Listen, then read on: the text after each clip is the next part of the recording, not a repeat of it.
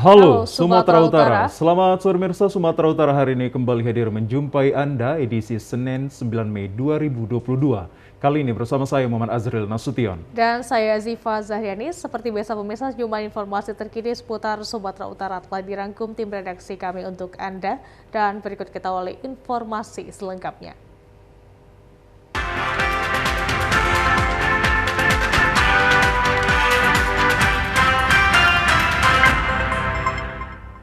Pemirsa, di informasi yang pertama, masih tingginya mobilitas masyarakat pada liburan Idul Fitri 1443 Hijriah, maka Kapolri Jenderal Listio Sigit Prabowo memperpanjang pengamanan dan pelayanan masyarakat pada operasi Ketupat 2022. Memaknai amanat Kapolri ini, Wasub Polri Komjen Pol Agung Budi Marioto melakukan peninjauan pos pengamanan pelayanan operasi Ketupat Toba 2022 di Kota Balige pagi tadi. Pada pemantauan pos tersebut, Irwasum Polri Komjen Pol Agung Budi Marioto didampingi Kapolda Sumatera Utara Irjen Pol Pancaputra Simajuntak, Brigjen Pol Leo, Kapolres Toba Akala Fikta Jaya, dan Bupati Toba Pol Taksitorus. Tim Was-Ops Mabes Polri ini mengecek dan sambangi pos pengamanan pelayanan operasi Ketupat Toba di bundaran Kota Balige sekaligus memberi arahan dan semangat bagi seluruh personil yang bertugas. Irwasum Mabes Polri Komjen Agung Budi Marioto mengatakan karena liburan lebaran yang dilakukan masyarakat masih tinggi, pihak Polri memperpanjang operasi Ketupat 2022 sesuai perintah Kapolri, dan kehadiran tim Irwasum Mabes Polri adalah untuk memastikan bagi jajaran kepolisian yang dibantu TNI dan juga instansi terkait melaksanakan pengamanan dan juga pelayanan bagi masyarakat yang masih berlibur. Komjen Agung juga menjelaskan karena suasana masih pandemi COVID-19, maka protokol kesehatan harus dijaga agar masyarakat tetap sehat sehingga Toba semakin unggul dan juga bersinar.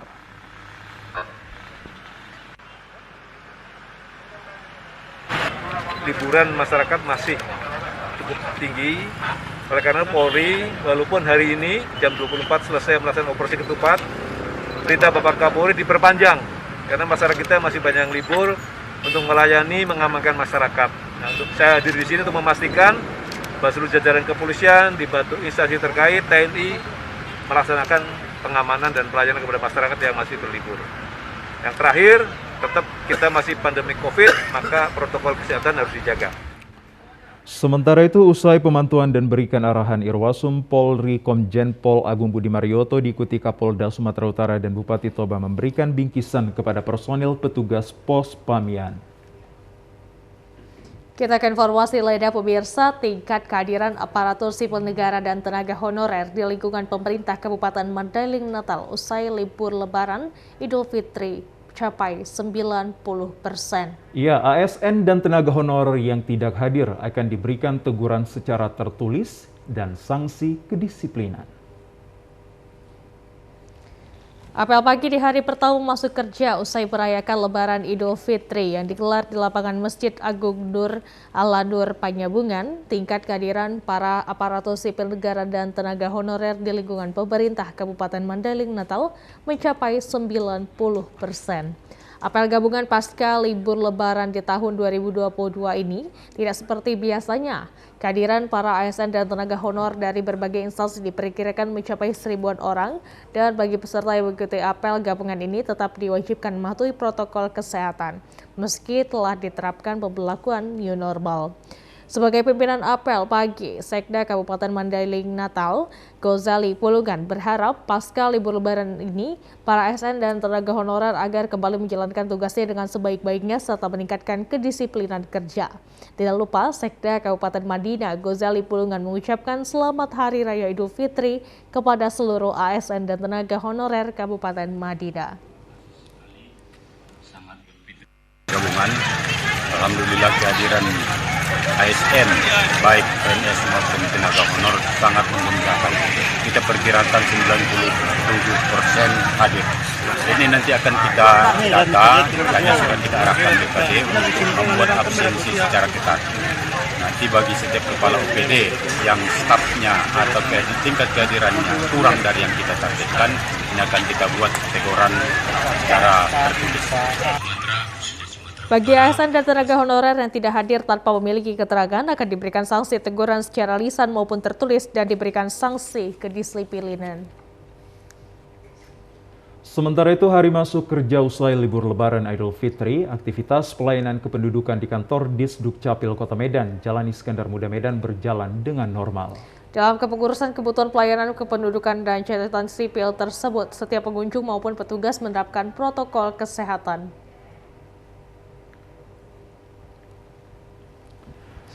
Dari pantauan tim peliputan TVRI siang tadi di kantor Disdukcapil Kota Medan, tampak aktivitas masyarakat dalam pengurusan kependudukan dan catatan sipil tidak terjadi lonjakan antrian.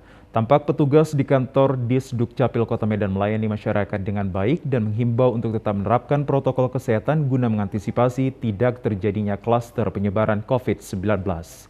Dalam pengurusan kependudukan dan catatan sipil, masyarakat termasuk kartu tanda penduduk maupun KTP, masyarakat dapat mendaftar dan melengkapi persyaratan secara online, sehingga pada saat mendaftar, kartu akan mendapatkan pemberitahuan waktu untuk pengambilan. Pelayanan kependudukan secara online merupakan dalam upaya pemerintah Kota Medan memberikan kemudahan kepada masyarakat agar tidak lama mengantri serta mempercepat proses kepengurusan maupun mengantisipasi keberadaan calo. Salah seorang warga, Muhammad Topan Lilawangsa, mengatakan saat akan melakukan pengurusan KTP mendapatkan pelayanan dengan baik dari petugas dan tidak menunggu lama untuk mengantri, apalagi suasana di kantor Dukcapil tidak begitu ramai.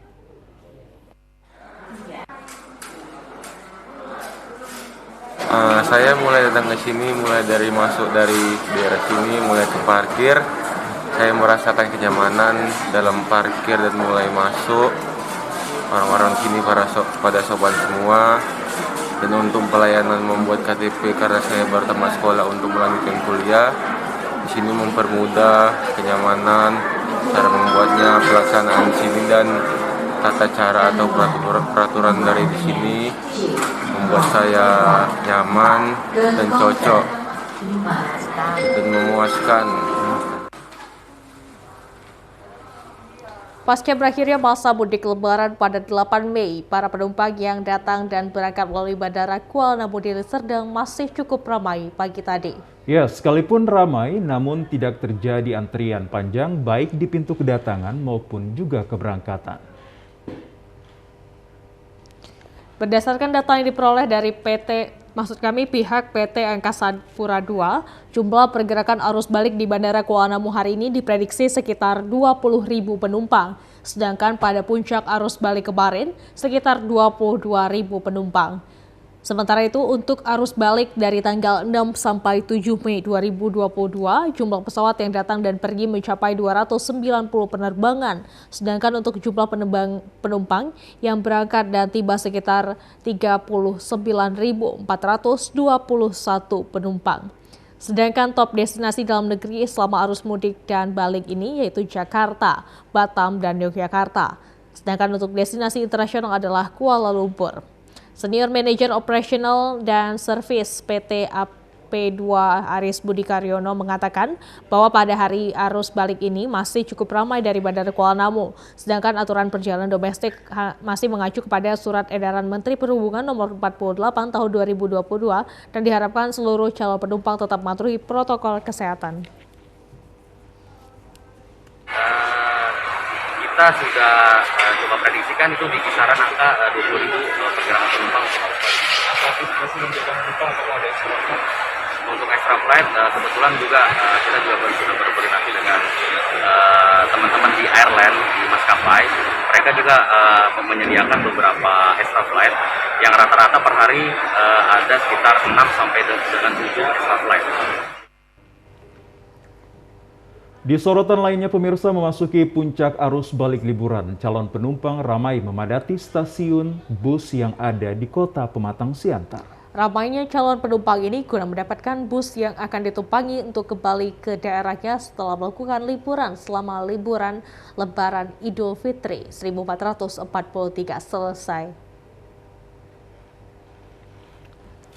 Ratusan calon penumpang mengantri di setiap loket bus yang ada di Kota Pematang Siantar guna mendapatkan bus yang akan membawanya kembali ke daerah masing-masing. Lonjakan penumpang di setiap loket bus pada arus balik Lebaran ini telah terjadi dari sejak Lebaran ketiga, di mana para warga yang telah melakukan mudik pada libur Lebaran ini akan kembali menuju daerah asalnya. Salah seorang kepala perwakilan bus antar kota antar provinsi, Midun Damanik, mengatakan dari banyaknya penumpang yang akan berangkat keluar kota membuat perusahaan bus melakukan penambahan unit agar dapat menampung seluruh calon penumpang yang akan berangkat.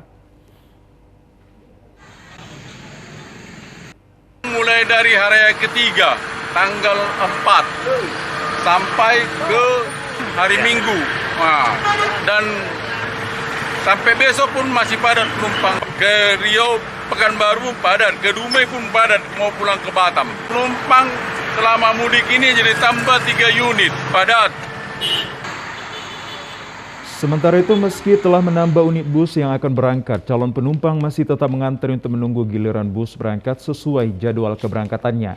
Sementara penumpang pada arus balik Lebaran ini diperkirakan masih akan tetap ramai hingga pada hari Senin ini, meskipun pada hari Senin telah dimulainya hari kerja. Sejumlah informasi menarik lainnya akan hadir usai jeda pariwara berikut ini. Tetaplah bersama kami di Sumatera Utara hari ini.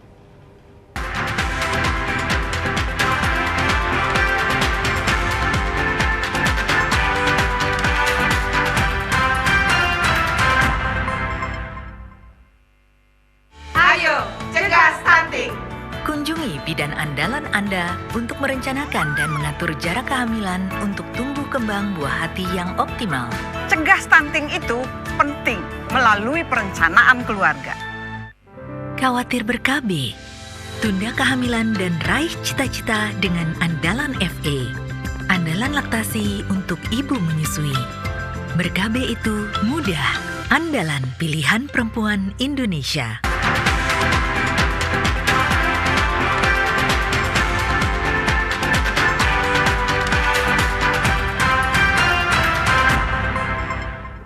Anda menyaksikan program Sumatera Utara hari ini. TNI Angkatan Laut menangkap kapal Thailand MV Matubung dengan bendera Singapura yang mengangkut 34 kontainer minyak goreng tujuan ke Port Klang, Malaysia.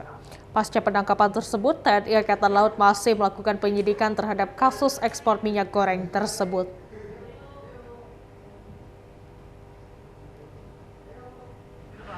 Sebanyak 34 kontainer berisi RBD or Refined Bleached Deodorized Palm Oil atau minyak goreng diamankan TNI Angkatan Laut Lantamal 1 Belawan dari di perairan Boi 1 Belawan, Kota Medan baru-baru ini. Minyak goreng yang diangkut menggunakan kapal Thailand MV Matubung berbendera Singapura ini rencananya diangkut dari Belawan dengan tujuan Port Klang, Malaysia. Kapal tersebut diamankan petugas berdasarkan keterangan Presiden Joko Widodo dengan instruksi pelarangan ekspor CPO beserta turunannya pertanggal 28 April lalu hingga waktu yang belum bisa ditentukan untuk menstabilkan ketersediaan dan harga minyak goreng bagi masyarakat. Panglima Komando Armada Republik Indonesia Pangkos Armada RI Laksmana Madya Agung Prasetyawan mengatakan hingga kini pihaknya masih menyelidiki kasus ekspor minyak goreng asal Sumatera Utara ini sekaligus memeriksa sejumlah saksi serta dokumen-dokumen perizinan dan waktu ekspor yang diduga melanggar instruksi Presiden Republik Indonesia. Dan ditindaklanjuti oleh unsur KRI yaitu KRI Karotang 872 di bawah kendali Kuskamla Armada 1 yang dalam hal ini adalah berhasil menangkap MV Matubung berbendera Singapura yang pada saat itu akan berlayar dari Belawan menuju Port Klang, Malaysia. MV Matubung tersebut telah membawa beberapa muatan kontainer yang diantaranya terdapat 34 kontainer berisikan RBD palm oil, di mana hal tersebut merupakan bahan yang merupakan jenis dilarang sementara untuk diekspor. Ditindaklanjuti penyelidikan oleh Lantamal 1. Tindakan yang dilakukan oleh TNI AL pada dasarnya sudah sesuai dengan tugas TNI AL dalam penegakan hukum di laut dan menindaklanjuti instruksi Presiden Republik Indonesia yang melarang ekspor minyak goreng dan CPO dengan turunannya yang akhir-akhir ini dirasakan langka di pasaran. Sementara itu, TNI Angkatan Laut masih menyelidiki kasus ekspor minyak goreng ini yang akan dibawa ke Port Kelang, Malaysia. Sementara itu, kapal beserta 34 kontainer minyak goreng masih berada di dermaga fase 2 TPK Belawan. Kita ke informasi lainnya, pemirsa. Seorang perempuan dewasa di kota Gunung Sitoli ditemukan tewas akibat tersengat arus listrik di lokasi ia bekerja. Ya, pihak kepolisian setempat telah melakukan identifikasi serta pengevakuasian korban dari tempat kejadian perkara. Korban bernama Florentina Mendrova, usia 25 tahun, pertama kali ditemukan tergeletak di tempat usaha cuci helm di Jalan Jos Sudarso oleh seorang pelanggan. Selanjutnya diinformasikan kepada tetangga di lokasi, kemudian pada sekitar pukul 10 pagi tadi, petugas polisi mendatangi tempat kejadian perkara. Pada proses identifikasi polisi, korban yang ditemukan tak bernyawa itu dipastikan akibat tersengat arus listrik dari perangkat mesin cuci helm tempat ia bekerja. Hal itu diperkuat dengan adanya bekas luka gosong di bagian telapak tangan akibat sengatan listrik. Tidak ada tanda-tanda penganiayaan yang ditemukan, namun sebagaimana standar operasional penyidikan, jasad korban telah dibawa ke rumah sakit setempat guna proses otopsi dalam rangka identifikasi lanjutan.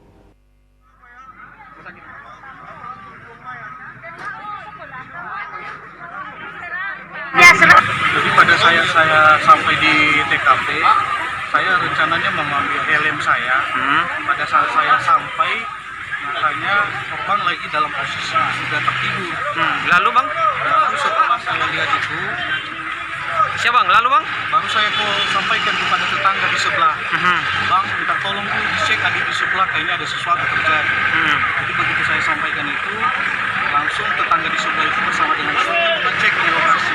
Nah, setelah dipastikan, maka dibilang orang abang itu bahwa yang bersangkutan telah meninggal dunia. Mana tadi ada seorang pelanggan mau ngambil helmnya, lihat posisi korban ini sudah tergeletak dan memanggil tetangga untuk mengecek. Nah betul, sudah kita tes alat mesinnya ternyata mengandung arus. Jadi dilihat dari luka di dalam korban kemungkinan akibat tertutup oleh mesin yang dikuasai. Jenazah korban saat ini masih berada di ruang jenazah Rumah Sakit Umum Tom Serdias dan akan diserahkan kepada pihak keluarga sore ini. Pihak polisi menyebut kejadian ini menjadi kehati-hatian semua pihak yang dalam beraktivitas berhubungan erat dengan instalasi listrik. Ya pemirsa, tidak terima Sekretaris Panitia Pemilihan Kepala Desa Simangalam dipecat secara sepihak, warga desa Simangalam melapor ke polisi. Namun saat dimediasi kepolisian antara warga dengan instansi terkait yang mengawasi panitia Pilkades di Kabupaten Labuhan Batu Utara justru tidak hadir di kantor polisi. Pasca dipanggilnya panitia Pilkades pada Sabtu 7 Mei 2022 kemarin oleh panitia Pilkades Kabupaten di kantor Bupati terkait proses verifikasi balon menjadi calon kepala desa dalam mengikuti kontes Pilkades yang akan dilaksanakan tanggal 25 Mei 2022 mendatang dan tanpa alasan yang jelas. Sekretaris Panitia Pilkades Simangalam diberhentikan secara sepihak tanpa mekanisme musyawarah BPD oleh oknum Ketua BPD Desa Simangalam. Tidak terima dengan kebijakan oknum Ketua BPD Desa Simangalam yang memecat tanpa alasan yang tepat, warga yang diwakili 5 orang perwakilan warga Desa Simangalam datangi kantor Polsek Kuala Hulu pada hari Minggu dan demi menjaga Kamtimas pihak kepolisian melakukan mediasi dengan instansi terkait di Mapolsek Kuala Hulu. Salah seorang perwakilan warga sekaligus tokoh masyarakat Desa Simangalam, Surya Bakti Situmorang juga mengatakan awalnya mereka mau menemui dan meminta penjelasan dari oknum Ketua BPD, namun karena tidak ada di kantor serta tidak tahu tempat tinggalnya, akhirnya warga melaporkan ke Mapolsek Kuala Hulu. Artinya kehadiran kami hari ini ke kantor polisi sebetulnya niat tidak ke kantor polisi. Yang tadinya rencana mau menjumpai Ketua BPD ini mau klarifikasi tentang keputusan yang beliau buat. Namun karena Ketua BPD tidak ada di tempat, dengan hasil lembut kami masyarakat langsung kami ke kantor polisi. Artinya, adakah bisa pihak kepolisian sebagai mediasi biar ketemu masyarakat dengan Ketua BPD?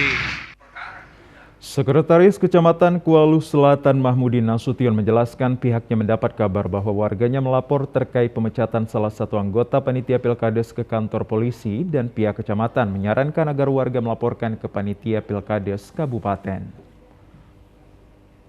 Sarankan kepada masyarakat agar menyampaikan keberatannya ke pihak panitia pemilihan kabupaten.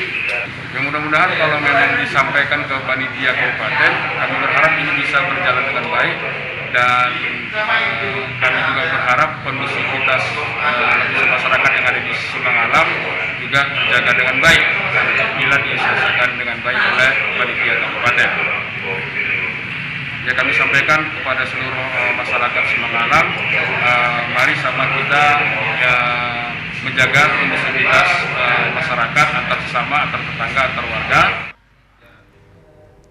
Sementara itu pemirsa, ratusan warga menggelar aksi protes di di kantor desa Kampung Yaman, Kecamatan Aiknatas, Kabupaten Labuhan Batu Utara. Aksi dilakukan warga karena keberatan kepada panitia Pilkades yang diduga berencana melakukan kecurangan dengan salah satu bakal calon kepala desa tersebut.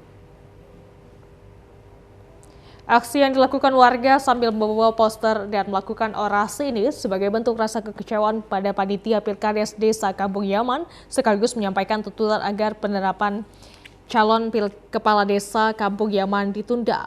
Warga juga meminta panitia Pilkades agar membatalkan salah satu balon yang dinilai warga ada unsur kecurangan, di mana ketua panitia sendiri telah menerima berkas pendaftaran salah satu balon di luar kantor sekretariat desa yang diduga melanggar aturan Perbub penerimaan bakal calon kepala desa periode 2022-2028. Ironisnya, saat aksi protes berlangsung, ketua panitia Pilkades tersebut tidak berada di tempat. Salah satu warga yang juga tokoh setempat, Usman Munti, mengatakan bahwa aksi protes keberatan ini dilakukan karena panitia Pilkades sudah menerima salah satu balon adalah penantu dari balon pertahanan luar kantor jam dan kerja. Saya melihat bahwa di kepanitiaan Pilkades Kampung Yaman terjadi pelanggaran-pelanggaran aturan yang sudah ditetapkan Perbub dan Perda. Di dalam Perda poin 1, di situ panitia mengumumkan kepada masyarakat bahwa penerimaan balon kepala desa Kampung Yaman di jam kerja dan di kantor sekretariat. Dalam hal itu kami meninjau dan memperhatikan bahwa itu kami saksikan. Saya sendiri sebagai pribadi tokoh masyarakat, ketua panitia menerima pada balon, salah satu balon satu yang bernama Nurika Siregar di rumahnya sendiri. Itu sudah di luar jam kerja dan di luar kantor sekretariat, bahkan sendiriannya. Sementara panitia Kampung Yaman adalah 5 orang. Jadi saya kira Pak, itu yang diharapkan masyarakat, kejujuran dan keadilan. Sekretaris Panitia Pilkades Yaman Iman Siagian mengatakan tuntutan warga ini akan disampaikan kepada Panitia Pilkades Desa Yaman agar mendapat keputusan sekaligus diinformasikan kepada seluruh warga kampung. Masyarakat menilai adanya pelanggaran atau penyimpangan terhadap pendaftaran salah satu balon atas nama Nurika Siregar yang dinilai pendaftaran itu berkisar jam 11 malam yang dinilai tidak sesuai dengan pengumuman yang telah kami umumkan sebagaimana panitia. Kalau mengenai sesuai atau tidaknya itu kan panitia bukan terdiri dari satu orang. Oleh karena itu kami akan memutuskan untuk menyampaikan atas hal-hal apakah ini sudah sesuai atau belum. Setelah menyampaikan aspirasi, warga membubarkan diri secara tertib. Pemirsa, beragam informasi menarik dan aktual lainnya akan kami hadirkan sesaat lagi. Tetaplah bersama kami dalam program Sumatera Utara hari ini. Kami akan segera kembali.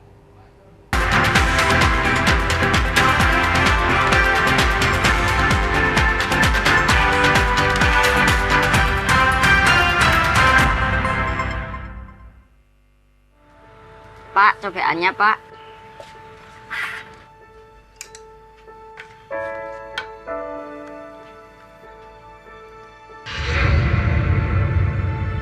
Dek, sini. Kamu mau pilih yang mana? Terima kasih ya Pak.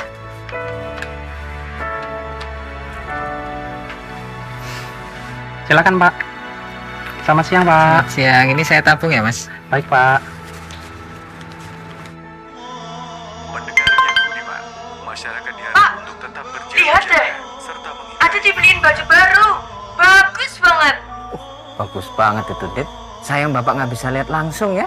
Memahami kebaikan setiap momen, membuat mengerti arti kebahagiaan sesungguhnya, seperti arti rupiah yang sesungguhnya saat dipahami fungsinya dalam bertransaksi, berbelanja, dan berhemat. Selamat Hari Raya Idul Fitri 1443 Hijriah. Mohon maaf lahir dan batin.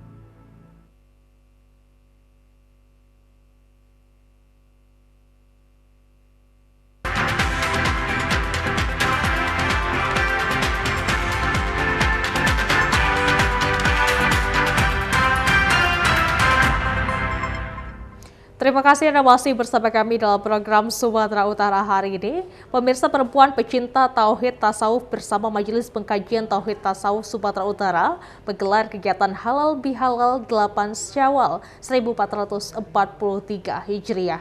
Ya, bertempat di Posko P2T Jalan Air Bersih Medan, kegiatan Halal Bihalal yang dirangkai dengan silaturahmi ini dihadiri langsung Abuya Syekh Haji Amran Wali Al-Khalidi dari Aceh Selatan yang membuat suasana menjadi penuh kekeluargaan.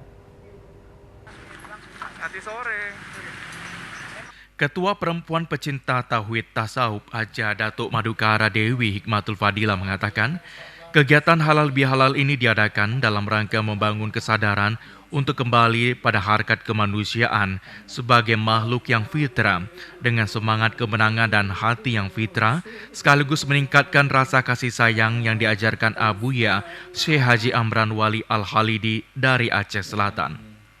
Dalam pembangunan mental, karakter, perilaku, spiritual, serta meningkatkan rasa tolong-menolong dan saling memaafkan. Halal bihalal ini juga sebagai bentuk kemenangan manusia untuk menjadi insan bertakwa dan menjadikan momen halal bihalal ini untuk saling memaafkan.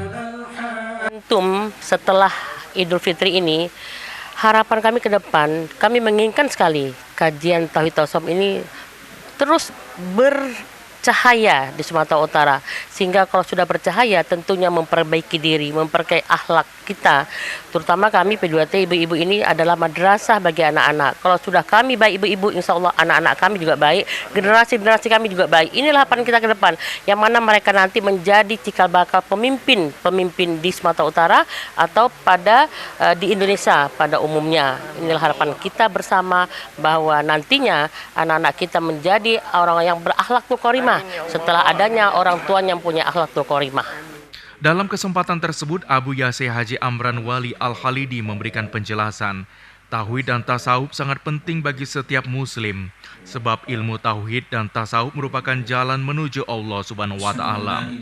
Tasawuf dan tauhid ilmu yang sesuai dengan jalur Islam melalui pengalaman langsung dan karena bukan dari lidah atau belajar dari buku. Tauhid tasawuf ini membangun kekuatan iman, di mana manfaat mempelajari tasawuf dapat mengendalikan emosional dan meningkatkan manusia tentang kematian dan mengingatkan manusia tentang kematian, agar umat selalu beribadah, beramal saleh serta menjauhi maksiat dan kejahatan. Kegiatan ini juga dirangkai dengan zikir ratib serebe dan doa. Penasihat MPTT dan P2T Sumatera Utara, Datuk Haji Syamsul Harifin mengharapkan kepada anggotanya dapat memahami dan mengembangkan keberadaan MPTT dan P2T Sumatera Utara yang merupakan bagian dari lingkungan sosial yang memiliki kedudukan strategis, berperan sebagai wahana pendidikan akhlak mulia sekaligus dalam mencerdaskan dan memajukan kesejahteraan umat dalam mencari keridhaan Allah Subhanahu wa Ta'ala. Insya Allah pengajian Majelis Pengkajian Tauhid Tasawuf Indonesia ini, MPTI, bisa membimbing umat ini ke jalan yang benar dan bertauhid. Dan saya sangat bersyukur bahwa umat ini masih ingat ada penciptanya, yaitu Allah Ta'ala. Melalui posko sekretariat yang baru diresmikan ini, sekalian halal bil halal masih di dalam bulan Idul Fitri ini, saya menyampaikan minal aidin wal faizin, mohon maaf lahir dan batin. Sementara itu pemirsa, masih dalam suasana Hari Raya Idul Fitri 1443 Hijriah, memasuki 17 Syawal, Forum Komunikasi Lintas Umat Forkolimat menggelar acara Halal Bihalal. Yang bertempat di kediaman Ketua DPP Forkolimat Burhanuddin, Kompleks Geraha Sugal Medan. Kegiatan Halal Bihalal berlangsung penuh kehangatan dan diisi tausiah oleh pengurus besar Nahdlatul Ulama, Kiai Haji Nurul Yakin Ishak. Ketua Umum DPP Forkolimat Forum Komunikasi Lintas Umat Burhanuddin dalam sambutannya menyampaikan kegiatan halal bihalal ini diadakan bertujuan mempererat tali silaturahmi antar keluarga besar Forkolimat serta seluruh masyarakat dan tokoh-tokoh masyarakat dan juga tokoh lintas agama se-Sumatera Utara. Dengan halal bihalal ini diharapkan akan terbangun rasa kebersamaan di antara sesama anak bangsa dalam rangka membangun Sumatera Utara lebih baik ke depan.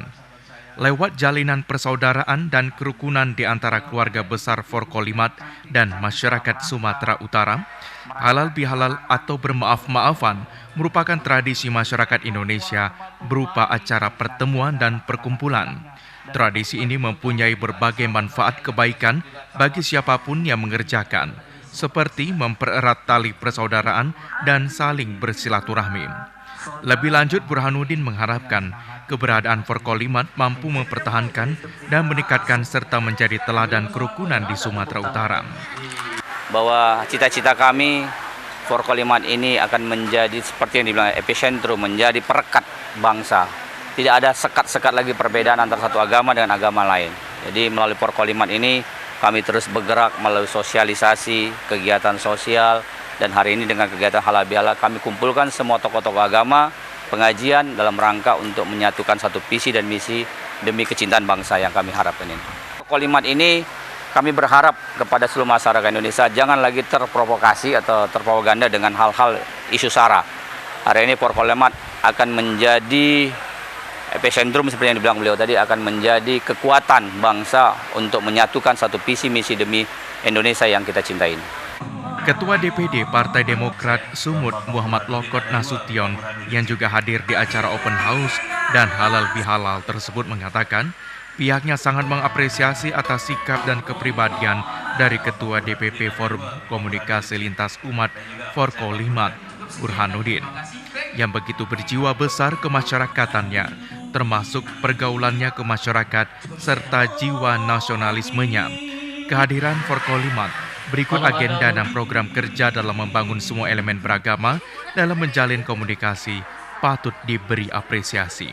Forkolimat ini ya sama seperti Demokrat, Forum Komunikasi Lintas Umat, di mana seperti Partai Demokrat juga, Partai Demokrat itu adalah rumah bagi semua kelompok, rumah bagi semua kalangan.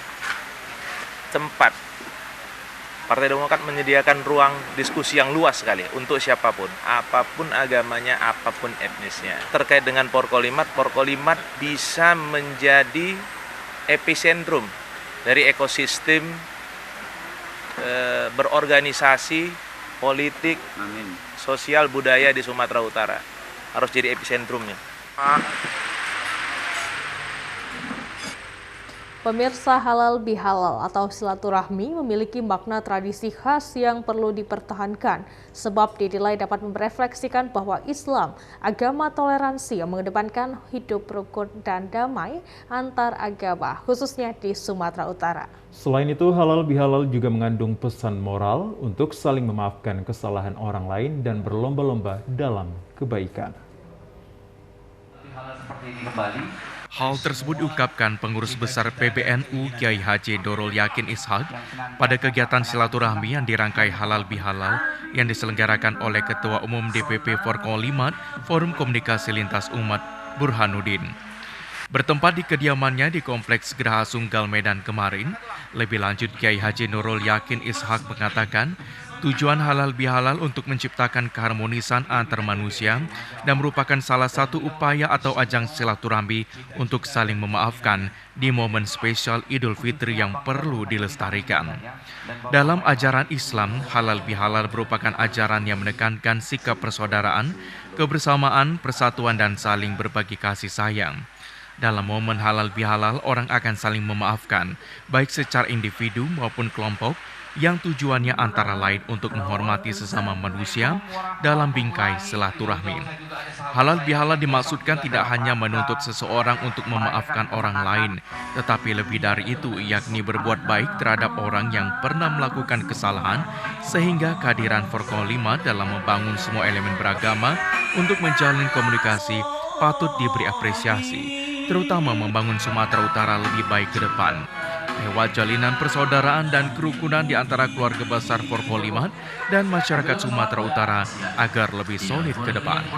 Karena selama bulan Ramadan itu sudah ditempa dengan ibadah-ibadah yang ya insya Allah membentuk jiwa manusia menjadi manusia-manusia yang peduli kepada sesama, manusia-manusia yang sanggup untuk membangun kebersamaan dengan yang lain-lain.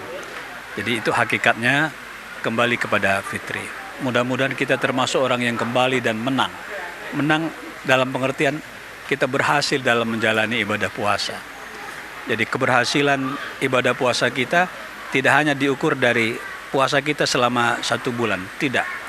Tapi itu akan diukur dari perilaku kita sepanjang hari sampai Ramadan yang akan datang tiba lagi. Yang ada tepuk tangannya. Pemirsa, kecintaan Abuya Syekh Haji Amran Wali Al-Khalidi terhadap umat terkesan luar biasa. Di usianya yang kini telah senja, Abuya Syekh Haji Amran Wali Al-Khalidi lebih banyak menghabiskan waktu untuk berdakwah. Di tengah kesibukannya, Abuya Syekh Haji Amran Wali Al-Khalidi juga mempunyai tugas mengasuh pondok pesantren serta mengisi pengajian dan memimpin tawajuh. Abuya Syekh Haji Amran Wali Al-Khalidi adalah seorang sufi mengangkat kembali ajaran kesufian, senantiasa mengajak umat Islam untuk bertaubat dan mendekatkan diri kepada Allah tanpa henti dan memaafkan serta mendoakan orang. Lewat ajaran tauhid dan tasawuf, ketentraman dan kebahagiaan dapat membersihkan hawa nafsu. Majelis Ilmu Zikir dan Majelis Pengkajian Tauhid Tasawuf MPTT, ajaran ini mulai dikembangkan sejak tahun 1998 di pondok pesantren milik Abuya Darul Ihsan. Belasan tahun berselang, MPTT bertransformasi menjadi MPTTI atau Majelis Pengkajian Tauhid Tasawuf Indonesia dengan program andalan yakni Zikir Ratib Srebe yang hingga kini berkembang ke pelosok Nusantara dan Asia Tenggara serta mendapatkan pengesahan Badan Hukum oleh Kemenkumham tahun 2016. Ratib Srebe yang digagas oleh Abuya diminati oleh banyak kalangan dan secara pesat terus berkembang. Ratib Srebe adalah menyebut kalimat La ilaha illallah dengan sebanyak-banyaknya agar jangan lupa kepada Allah selama-lamanya. Ratib Srebe bermakna zikir yang banyak. Lewat keberadaan MPTT dan P2T Sumut diharapkan ajaran tauhid dan tasawuf diimplementasikan dalam bentuk ibadah dan berakhlak mulia. Ketentraman lahir dan batin serta berakhlak mulia akan terwujud bila mana ajaran tauhid dan tasawuf diterapkan dengan istiqomah. Supaya Sumatera Utara ini kembali untuk menerima ajaran tasawuf kesufian, di mana seperti provinsi lain ya, baik itu di Sumatera ataupun di Sulawesi dan juga di luar negeri. Karena bila mana kita tidak mempunyai akhlak yang baik, iman yang tangguh, ibadat yang sempurna, tidak ada harganya hidup sebagai umat Islam.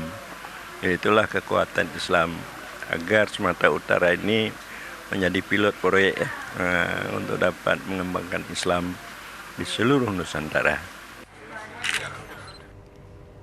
Kita ke informasi lainnya pemirsa, sejumlah SMP negeri di Kota Medan mulai hari ini melaksanakan ujian semester genap bagi siswa kelas 9. Iya, di antara siswa SMP negeri mulai hari ini hingga 13 Mei 2022 melakukan ujian semester genap adalah SMP Negeri 13 Medan. Pada hari pertama kembali aktif belajar, sekolah menyusul liburan Hari Raya Idul Fitri 1443 Hijriah. Hari ini, SMP Negeri 13 Medan langsung melaksanakan ujian semester genap untuk siswa kelas 9. Pelaksanaan ujian semester genap di sekolah ini sejak jelang libur Hari Raya Idul Fitri telah terlebih dahulu diberitahukan kepada siswa dan orang tua, sekaligus diterbitkan jadwal ujian semester genap.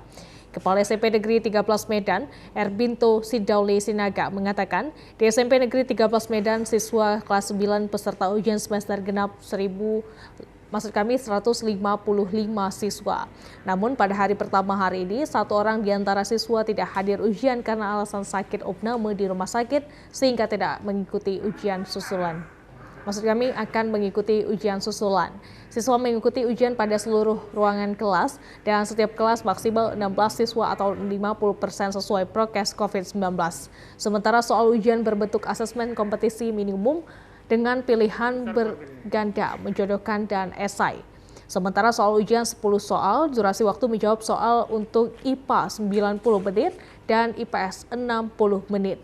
Meski ujian semester genap telah diserahkan sepenuhnya kepada Satuan Pendidikan, pembuatan soal ujian berdasarkan kolaborasi guru kelas 7 hingga 9 yang tergabung pada musyawarah guru mata pelajaran. Ujian ini ditinjau oleh pengawas dari Dinas Pendidikan Kota Medan. Wakil Kepala Sekolah Bidang Kurikulum SMP Negeri 13 Medan, Sri Mona Riza, mengatakan hari pertama hari ini para mata pelajaran yang ditujukan pendidikan agama dan budi pekerti dan IPA. Esok hari mengujikan bahasa Indonesia dan bahasa Inggris yang diawasi 2 guru pada setiap ruangan. Hari ini juga dimulai ujian semester genap kelas 9 sesuai dengan surat edaran Bapak Kepala Dinas Pendidikan Kota Medan. Hari ini dilaksanakan serentak ujian semester genap di semua sekolah SMP Kota Medan. Kita di sekolah ini ada musyawarah guru yang dinamakan dengan MGMP.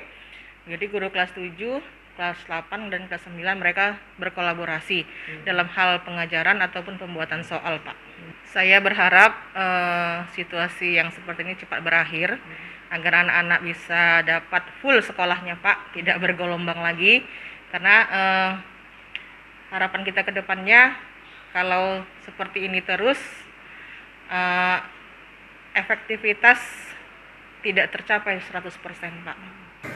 Sementara itu untuk nilai SKHU diperoleh melalui rekap nilai rapot mulai dari semester 1 sampai semester 5 dirata-ratakan dan kemudian ditambah dengan nilai semester genap yang sedang diujikan saat ini kemudian dibagi 2. Ya pemirsa, informasi dari Kabupaten Deli Serdang akan kami hadirkan sesaat lagi. Tetaplah bersama kami.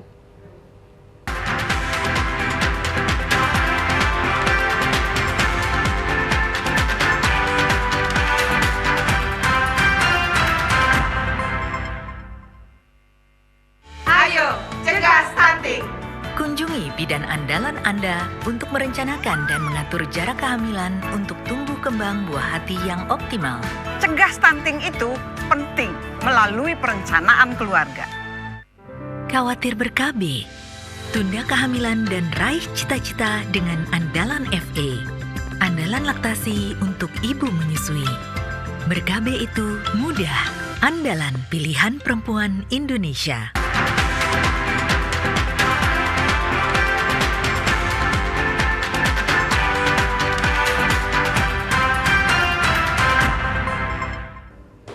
Anda masih bersama kami dalam program Sumatera Utara hari ini. Pemirsa, Dinas Pendidikan Kabupaten Deli Serdang mengacu pada pos ujian pendidikan kesetaraan atau UPK melakukan ujian paket A se-Kabupaten Deli Serdang. Ya, salah satu pusat kegiatan belajar masyarakat atau PKBM Cenda di Jalan Anggrek, Desa Perkebunan Ramunia turut menyelenggarakan ujian tersebut. Hari pertama siswa belajar paket A kesetaraan melakukan ujian akhir kelulusan di seluruh PKBM di Kabupaten Deli Serdang. Seorang siswa yang mengikuti paket ujian A, Ramlah, mengatakan keikutsertaannya dalam mengikuti pembelajaran paket A ini karena ingin meneruskan pembelajaran yang tertunda. Ramlah mengakui bahwa pendidikan paket A kesetaraan dengan pendidikan formal sama statusnya dengan ijazah paket A nantinya akan didapatkan untuk meneruskan pendidikan ke paket B. Harapan ke depan dengan memiliki legalitas ijazah paket A ini nantinya akan dapat bekerja sesuai dengan persyaratan memiliki ijazah yang diminta. Insya Allah. Cita-citanya sih kita belum tahu karena kematian di atas yang ngatur ya kan. Cuman cita-citanya tuh pokoknya life-nya lebih baik lah pokoknya. Kerjaannya lebih baik. Ada rencana kerja dengan ijazah ini? Ada. Penyelenggara ujian Haryani mengatakan pada hari pertama ujian untuk kelulusan paket A digelar di PKBM Ceda diikuti sebanyak 20 orang dan tidak bisa hadir sebanyak 2 orang. Harapan ujian ini peserta didik dapat lulus seluruhnya dan yang belum dapat mengikuti ujian dapat segera menyusul. Ya seharusnya mengikuti ujian akhir agar bisa mendapatkan ijazah di paket A. Ujian akhir atau ujian nasional untuk paket A. Untuk peserta paket A itu terdiri dari 20 peserta paket. 20 peserta siswa yang mengikuti paket ujian ini. Yang mengikuti yang hadir saat ini 18 orang. Yang mungkin yang belum bisa hadir 2 orang, Pak. Hari pertama ujian mata pelajaran agama dan PKN dilanjutkan pada hari kedua bahasa Indonesia dan matematika serta hari ketiga IPA dan IPS. Kita beralih ke informasi lainnya, pemirsa. Pemuda remaja dari berbagai desa di Kecamatan Sitoli, Ori, Nias Utara kembali diajak menggemari budaya olahraga. Langkah ini sebagai upaya pemerintah membuka pengulangan pengetahuan dan wawasan terhadap budaya olahraga serta solusi mengakhiri pandemi. Memasuki tahun ketiga pandemi COVID-19 berjalan telah mengisahkan ragam kelumpuhan aktivitas ekonomi warga, termasuk bagi dunia pendidikan guna mengikuti pemberlakuan pembatasan kegiatan masyarakat atau yang dikenal dengan PPKM. Ragam permainan dan jenis olahraga baik di lingkungan sekolah maupun di lingkungan masyarakat selama ini tidak begitu dilakukan dengan melibatkan banyak orang karena menghindari kerumunan.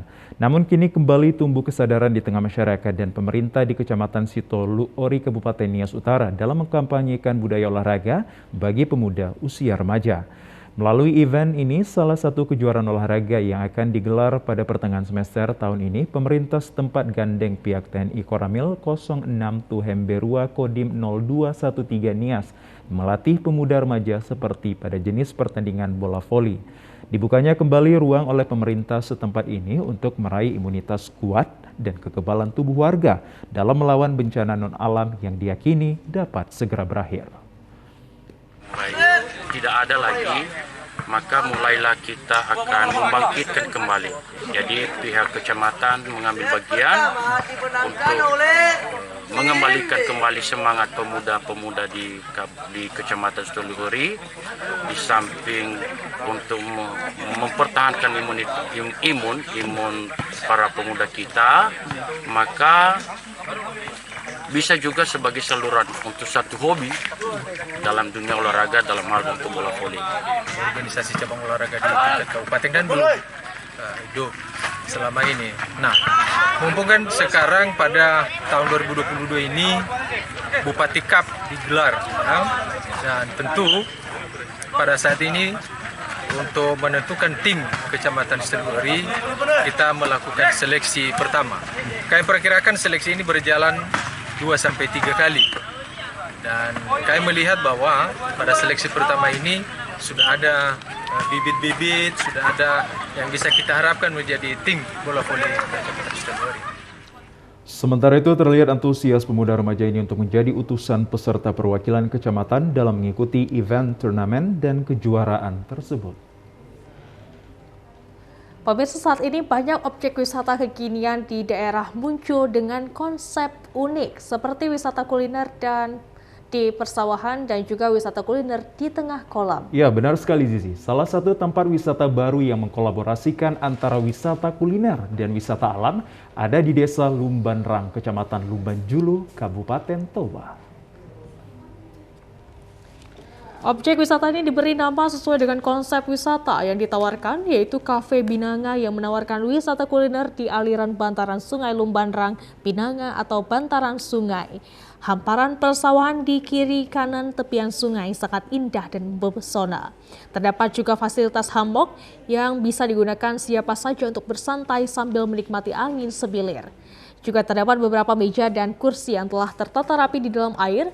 Bagi Anda yang ingin memesan meja di aliran sungai harus menggulung bagian bawah celana atau rok panjang Anda agar tidak basah terkena air sungai. Lalu membuka sandal atau sepatu Anda dan masuk ke dalam sungai yang memiliki kedalaman sekitar 20 cm. Jangan cemas, bagi yang tidak ingin kakinya basah, Anda juga bisa memilih meja di lokasi yang sama di Cafe Binanga di tempat ini. Anda bisa menikmati berbagai kuliner tradisional, mulai dari makanan hingga camilan ala kampung seperti jagung rebus, jagung bakar, jacang rebus, dan berbagai menu lainnya.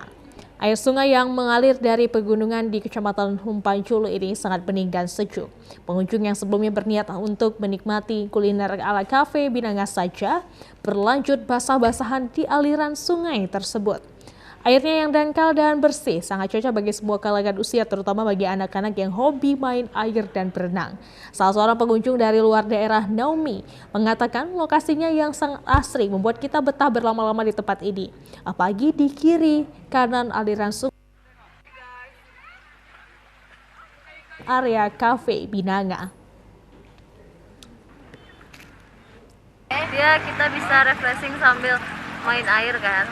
Terus bisa sambil makan juga. Ibu sering jalan-jalan nggak ini? Kalau ke arah sini sering lewat, cuma baru ini dia singgahnya. Jadi kira-kira hal-hal apa yang ditemukan di sini? Apa ya? Bisa main air aja sih, sambil makan sambil main air. Karena hobi main air juga. Ini ya, Kak? Pihak pengelola Cafe Binanga Rapol Sirait mengatakan Binanga Cafe ini telah diperjalan sekitar 7 bulan lalu dan bangunan lokasi wisata ini masih relatif lamban sehingga butuh perhatian dari pihak pemerintah guna mendapatkan bantuan permodalan. Awalnya sih saya nggak yakin ide beliau ini, taruh kursi meja di sungai. Hati kecil saya bertanya, ini anak ini gila ini awalnya sih ya. Cuma lama-kelamaan 1-2 orang makin datang. Saya semangat. Kalau orang-orang sih semangat 45, kalau saya sekarang ini semangat 46 gitu. Jadi ke depan saya berharap sih pemerintah setempat tolong perhatikan kami, Pak. Siapapun pejabatnya, kami bukan melulu masalah pembiayaan. Masalah diarahkan gimana sih kami biar kembang. Ya pemirsa, informasi terkait objek wisata bantaran sungai tadi sekaligus mengakhiri jumpa kita dalam program Sumatera Utara hari ini. Kami ucapkan terima kasih atas kebersamaan dan juga perhatian Anda. Saya Muhammad Azril Nasution. Dan saya Azifa Zahrinis. Kami tetap mengimbau Anda pemirsa untuk tetap mematuhi protokol kesehatan dengan memakai masker, menjaga jarak, serta mencuci tangan pakai sabun. Indonesia pulih karena aku. Indonesia pulih karena kamu. Indonesia pulih karena kita. Selamat sore dan sampai jumpa.